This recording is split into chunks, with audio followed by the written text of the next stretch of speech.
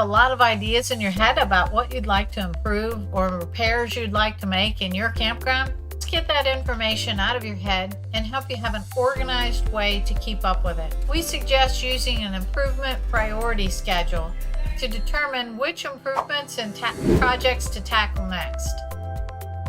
Our schedule looks at the project itself, how much it will cost, what the return on investment will be, and helps you prioritize which ones to do first and which ones to put on the longer plan of attack. If you'd like a copy of our improvement priority schedule to set up your own, please shoot me an email at donna@campgroundaccounting.com and in your subject line list improvement property schedule.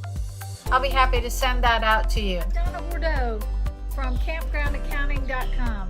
Please follow us on Facebook and Instagram.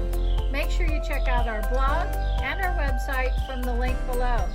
Subscribe to our YouTube channel and hit the bell to be notified when we post. To contact me, email me at donna@campgroundaccounting.com.